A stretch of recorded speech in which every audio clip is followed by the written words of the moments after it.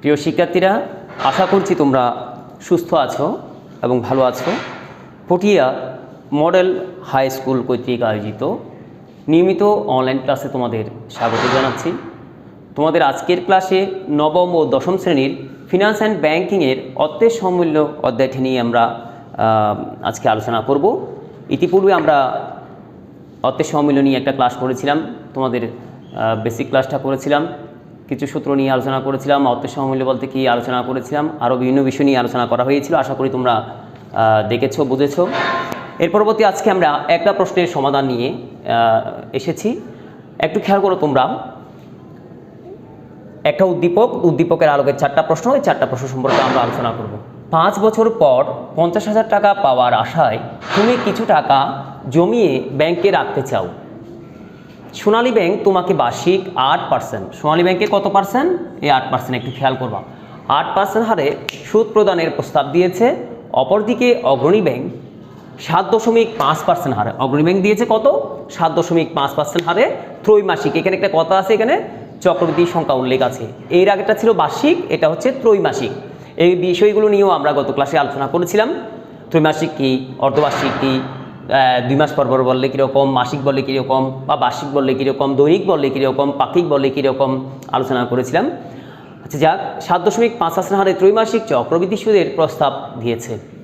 বিষয়টি নিয়ে তুমি সিদ্ধান্তহীনতায় ভুগছ, অর্থাৎ তুমি কোন ব্যাংকে তোমার টাকা রাখবে সেই বিষয় নিয়ে তুমি চিন্তায় পড়ে গেছো। তো চিন্তা থেকে মুক্ত হওয়ার একটা উপায় হচ্ছে, আমরা গাণিতিকভাবে যখন নির্ণয় করব, নির্ণয় করার পর আমরা বুঝতে পারবো কোন ব্যাংকে টাকা রাখাটা যুক্তিযুক্ত। তো আসি প্রথমে যে চারটা প্রশ্ন দিয়েছে। প্রথম প্রশ্নে দেখো, EAR এর পূর্ণরূপ কি? EAR এটা হচ্ছে ইফেক্টিভ অ্যানুয়াল রেট, যার বাংলা হচ্ছে প্রকৃত সুদের হার। EAR এর পূর্ণরূপ হচ্ছে ইফেক্টিভ অ্যানুয়াল রেট। এর পরবর্তী যে প্রশ্নটা দিয়েছে, অর্থের সময় মূল্যের কারণ কি ব্যাখ্যা করো। অর্থের সময় মূল্যের মেইন কারণ হচ্ছে সময়, সুদের হার, অর্থাৎ সুদের হারটা হচ্ছে মেইন কারণ। এছাড়া আমাদের চক্রবৃদ্ধিও থাকতে পারে, তারপরে বিভিন্ন প্রাকৃতিক কারণও হতে পারে। তো মেইনলি কারণ হচ্ছে সুদের হার এবং চক্রবৃদ্ধি। তো আমরা মেইনলি যে বলবো কারণটা, সেটা হচ্ছে সুদের হার। সুদের হারের কারণে অর্থের মূল্যের পার্থক্য ঘটে। তো কীভাবে ঘটে দেখো, মনে করো আমাদের কাছে 100 টাকা আছে আজকে, এই আজকের দিনে 100 টাকা আছে, মানে বর্তমানে কত টাকা আছে? 100 টাকা আছে। আমাকে বলছে একটা প্রতিষ্ঠানে যদি তুমি 100 টাকা এই প্রতিষ্ঠানে জমা রাখো, তাহলে তোমাকে 10% সুদ দেওয়া হবে। কত পার্সেন্ট? 10%। তাহলে এই 100 টাকা যদি আমি 10% সুদে ব্যাংকে জমা রাখি বা প্রতিষ্ঠানে জমা রাখি, নির্দিষ্ট একটা সময় বলতে 1 বছরে 10% দেবে। তাই 1 বছর পরে কত পাবো? আমি 10 টাকা বেশি পাবো। 10 টাকা, 100 টাকার 10% মানে 10 টাকা মুনাফা পাবো। তাহলে মুনাফা এবং আসল, অর্থাৎ এখানে আমার জমা কত? 100 টাকা, এটার বেনিফিট ইন্টারেস্ট দেবে আমাকে কত? 10 টাকা। তাহলে 110 টাকা পাবো। তাই আজকের 100 টাকা আগামী বছরে কত গিয়ে দাঁড়াবে? 110 টাকায় গিয়ে দাঁড়াবে। তাহলে এই কারণে বলা হচ্ছে অর্থের সময় মূল্যের মূল কারণটা হচ্ছে সুদের হার। এখানে চক্রবৃদ্ধির কারণেও আমাদের বাড়তি হতে পারে, বেশ কম হতে পারে, আবার বিভিন্ন প্রাকৃতিক কারণেও বিভিন্ন সময় অর্থের মূল্যের পরিবর্তন হয়ে থাকে। তবে তোমরা মনে রাখবে যে অর্থের সময় মূল্যের মূল কারণটা হচ্ছে সুদের হার। এরপর আসো, অগ্রণী ব্যাংকের প্রকৃত সুদের হার নির্ণয় করতে বলা হয়েছে। যে আমরা ওই প্রথমে EAR এর পূর্ণরূপ যেটা দেখেছি, প্রকৃত সুদের হার, ইফেক্টিভ অ্যানুয়াল রেট, সেটা এখনই আমরা করব অগ্রণী ব্যাংকের প্রকৃত সুদের হার। গ নাম্বার দেখো, এখানে তোমরা লিখতে পারো প্রকৃত সুদের হার নির্ণয়, প্রকৃত সুদের হার নির্ণয়। তাহলে এখানে দুইটা জিনিস বেশি দরকার, আয় আর এম। তাহলে এখানে আয় হচ্ছে কত? আমার অগ্রণী ব্যাংকের বলেছে, তাহলে অগ্রণী ব্যাংক, এইটা অগ্রণী ব্যাংক। অগ্রণী ব্যাংক মানে কত? আয় কত? 7.5%। এখানে তাহলে সুদের হারকে আমরা আয় দিয়ে প্রকাশ করব 7.5% বা 0.075, অর্থাৎ 7.5কে 100 দিয়ে ভাগ করলে কি দাঁড়ায়? 0.075। এরপর দেখো এম, চক্র বৃদ্ধির সংখ্যা। এম সমান ত্রৈমাসিক বললে কয়বার? 3 মাস পর পর যদি বলে, আমরা জানি 1 বছর সমান হচ্ছে 12 মাস। তো 12 মাসে যদি 3 মাস পর পর দেয় কয়বার দিতে পারবে? 3 মাস 3 মাস 3 মাস 3 মাস, অর্থাৎ 3 4 কত মাস? 12 মাস। তাহলে কতবার দেবে? 4 বার। তাহলে এখানে খেয়াল রাখতে হবে চক্রবৃদ্ধি সংখ্যা কতবার হবে? 4 বার। তাহলে আমরা প্রকৃত সুদের হারের সূত্র কি জানি? আমরা গত ক্লাসে আলোচনা করেছিলাম, আমরা জানি। তারপর এরপর দেখো প্রকৃত সুদের হার EAR সমান হোয়াট, এটা আমাদের নির্ণয় করতে হবে। তা আমরা জানি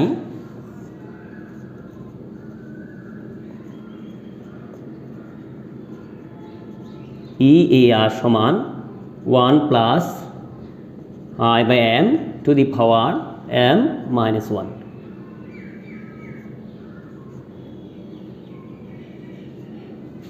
ইন্টু 100টা আগেও লিখতে পারো, পরে লিখলেও কোনো সমস্যা নেই। তাহলে দেখো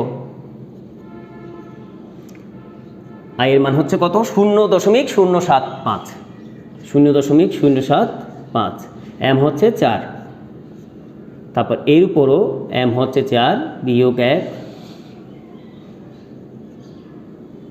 ইন্টু 100। তাহলে 1 যোগ, এটা আমরা ভাগ করে দেখি,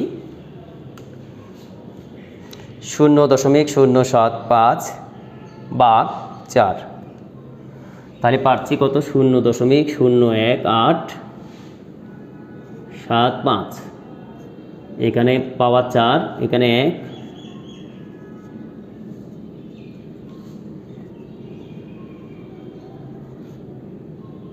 এক 0.01875।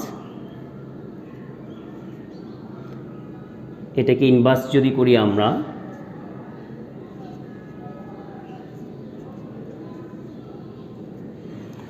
তাহলে দেখো এটার সাথে যদি 1 যোগ করি, যোগ করে যদি ইনভার্স করি 4 দিয়ে, তাহলে পাচ্ছি 1.0771358। এরপর আর না লিখলে চলে। এরপরে 1 গুণ 100, তাহলে এটা থেকে এটা বিয়োগ করলে আমরা পাচ্ছি 0.0771358 গুণ 100।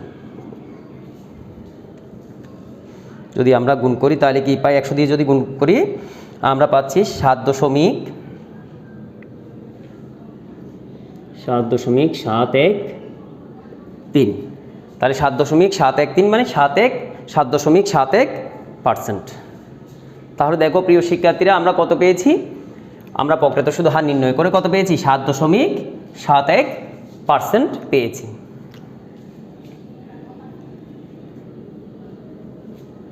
তাহলে একটু তোমরা খেয়াল করো, প্রথমে আমরা প্রকৃত সুদের হার নির্ণয় করতে গেলে আমাদের দুইটা জিনিস দরকার হয়, সুদের হার দরকার হবে এবং চক্রবৃদ্ধির সংখ্যা দরকার হবে। তাহলে আমরা সুদের হার অগ্রণী ব্যাংকের ক্ষেত্রে কত পেয়েছি?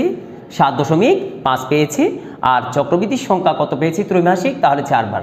তাহলে প্রকৃত সুদের হারের সূত্রটা আমরা ব্যবহার করে আমরা এটা নির্ণয় করেছি। আমরা কত পেয়েছি? সর্বশেষে 7.71% পেয়েছি। একটু খেয়াল করো। এর পরবর্তী আমাদের ঘ নম্বরে যে কথাটা বলা হয়েছে, কোন ব্যাংকে টাকা রাখা যুক্তিযুক্ত। তাহলে কোন ব্যাংকে টাকা রাখা যুক্তিযুক্ত যদি আমরা যদি নির্ণয় করতে যাই, আমাদের দুইটা ব্যাংকের পিবি নির্ণয় করতে হবে। যেহেতু 5 বছর পরে 50,000 টাকা পাওয়া যাবে, তাহলে কত টাকা জমা রাখতে হবে?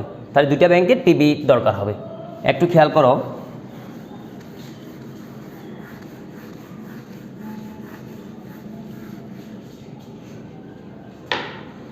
প্রথমে ঘ নম্বরে সোনালী ব্যাংকের ক্ষেত্রে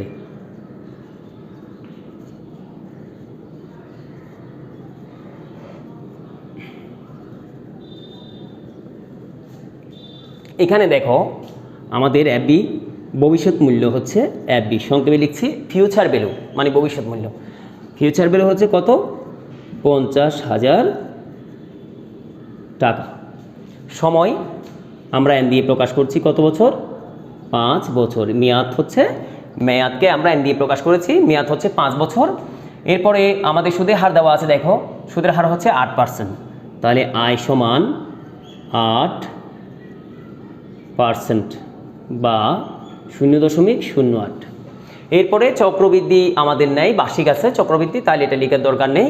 পিবি সমান হোয়াট, পিবি সমান হোয়াট, এটা নির্ণয় করতে হবে। তাহলে দেখো এখানে আমরা লিখতে পারি, আমরা জানি পিবি সমান উপরে হচ্ছে FB, নিচে 1 plus I two the power N, I two the power N।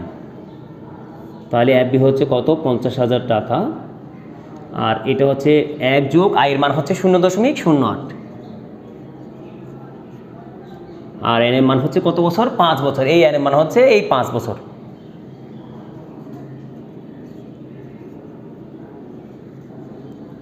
এক 1.08, এখানে 5, তাহলে 1.08 এটাকে আমরা 5 দিয়ে ইনভার্স করব।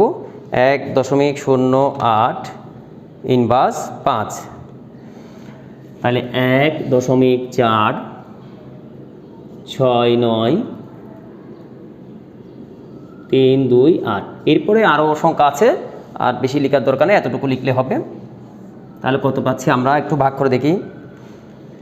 50,000 ভাগ 1.469328, তাহলে আমরা পাচ্ছি কত? এখানে লিখে ফেলি 34,029 টাকা 16 পয়সা। তাহলে দেখো একটু আমরা কত পেয়েছি। যদি আমরা সোনালী ব্যাংকের ক্ষেত্রে 34,029 টাকা 16 পয়সা জমা রাখি, তাহলে 5 বছর পরে 8% চক্রবৃদ্ধিতে, বার্ষিক চক্রবৃদ্ধিতে 50,000 টাকা পাবো। এরপর দেখো সোনালী ব্যাংকের ক্ষেত্রে আমরা নির্ণয় করেছি, এবার অগ্রণী ব্যাংকের ক্ষেত্রে কি হয় দেখি একটু দেখে নাও।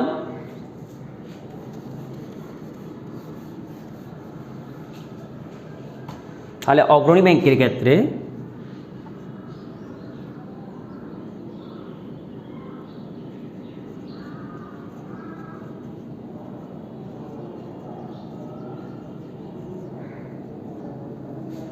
এখানে তাও FB হচ্ছে কত? 50,000 টাকা। N হচ্ছে তাও সেম 5 বছর। আয় হচ্ছে চেঞ্জ হয়ে গেছে, আয় কত? 7.5% বা 0.075। আচ্ছা, এরপরে ত্রৈমাসিক যখন কথা বলেছে, ত্রৈমাসিক মানে কি? এখানে 3 মাস পর, তাহলে চক্রবৃদ্ধি বছরে কয়বার বলছিলাম? M সমান হচ্ছে 4 বার, 4 বার লিখতে পারো। এরপরে PB সমান হচ্ছে হোয়াট? আমাদের PB কি করতে হবে? নির্ণয় করতে হবে। তো আমরা দেখি ঠিক আগেরটার মতো, শুধু একটা কাজ বেশি আছে, M ব্যবহার করতে হবে। তাহলে আমরা জানি PB সমান উপরে হবে FB, নিচে 1 plus I by M to the power N into M। তাহলে 50,000 টাকা এখানে, আর এখানে 1 যোগ 0.075, আর এটা 4, আর এখানে 5 গুণ 4, অর্থাৎ N এর মান হচ্ছে 5 বছর আর M হচ্ছে 4, চক্রবৃদ্ধি 4 বার বছরে। তাহলে 50,000, এরপর হচ্ছে 1 যোগ, তাহলে 0. একটু খেয়াল করো, 0.075 ভাগ 4, 0.01875, আর এখানে কত? 4 5 20, তাহলে এখানে 50,000, আর এখানে হচ্ছে 1.01875, আর এখানে হচ্ছে 20। তো একটু খেয়াল করে এখানে যাই আমরা, 50,000 আর এটা হচ্ছে 1.01875 ইনভার্স 4 5 কত? 20। তাহলে কত পাচ্ছি? 1.44948। এরপর আর লেখার দরকার নেই, এতটুকু লিখলে চলবে। 50,000 ভাগ 1.449948, তাহলে আমরা পাচ্ছি 34,483, 34,483.48 995, অর্থাৎ ধরতে গেলে 484, তুমি এতটুকু তোমরা লিখলে হবে 34,483 টাকা 99 পয়সা। এই তাহলে দেখো আমরা আগে অগ্রণী ব্যাংক ক্ষেত্রে পেয়েছিলাম কত, 34,029.16 টাকা, আর আমরা এই সোনালী ব্যাংকের ক্ষেত্রে, আর এখন অগ্রণী ব্যাংকের ক্ষেত্রে পাচ্ছি আমরা কত, 34,483.99 টাকা। অর্থাৎ আমরা যদি এই এত টাকা জমা রাখি তাহলে কত টাকা পাবো, 5 বছর শেষে 50,000 টাকা পাবো। দুই নিয়মে, একটা সূত্র হচ্ছে সুদের হার হচ্ছে সোনালী ব্যাংকের ক্ষেত্রে 8%, অগ্রণী ব্যাংকের ক্ষেত্রে 7.5%। আবার সোনালী ব্যাংকের ক্ষেত্রে হচ্ছে বার্ষিক, আর অগ্রণী ব্যাংকের ক্ষেত্রে হচ্ছে ত্রৈমাসিক। তাহলে এই হচ্ছে ডিস্টেন্স। এগুলোর মাধ্যমে আমরা কি করেছি, দেখেছি যে যদি সোনালী ব্যাংকে আমরা 34,029 টাকা 16 পয়সা রাখি তাহলে আমরা 50,000 টাকা পাবো, আর অগ্রণী ব্যাংকের ক্ষেত্রে দেখা যাচ্ছে 34,483.99 টাকা রাখলেও আমরা 50,000 টাকা পাবো। তো কোনটা আমরা গ্রহণ করব, দেখো একটু মন্তব্যটা লিখো তোমরা।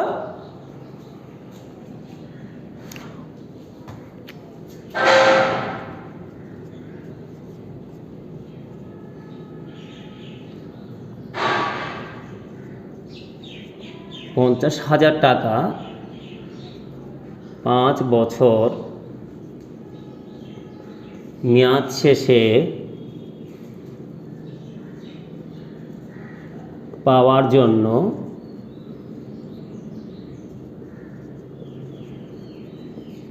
সোনালী ব্যাংকে 34,000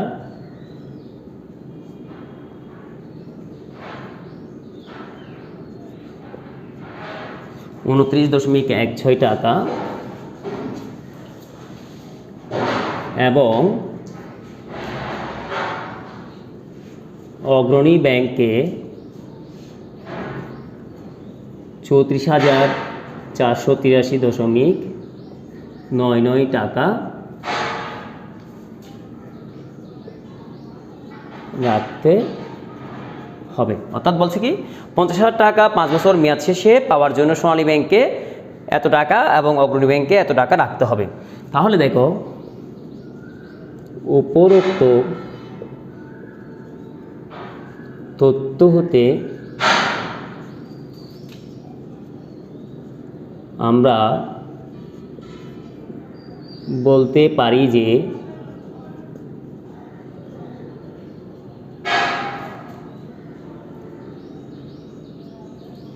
যে ব্যাংকে তুলনামূলক আমরা কম টাকা রেখে 50,000 টাকা পাবো তাহলে আমরা সেটাই অ্যাকসেপ্ট করব, সেটাই আমরা গ্রহণ করব। তাহলে উপরোক্ত তথ্য হতে আমরা বলতে পারি যে অগ্রণী ব্যাংকে টাকা জমা রাখা যুক্তিযুক্ত। এই মন্তব্যটা তোমরা চাইলে আরও সংক্ষেপেও লিখতে পারো যদি সময় না থাকে, আর যদি সময় থাকে একটু গুছিয়ে লিখে দিবা। তো প্রিয় শিক্ষার্থীরা, আশা করি তোমরা বুঝতে পেরেছো। আগামীতে আমরা আরেকটা প্রশ্নের সমাধান নিয়ে আলোচনা করার চেষ্টা করব। তো এই পর্যন্ত তোমরা ভালো থাকবে, তোমরা সুস্থ থাকবে, সৃষ্টিকর্তার কাছে এই কামনাই করছি। ধন্যবাদ সবাইকে।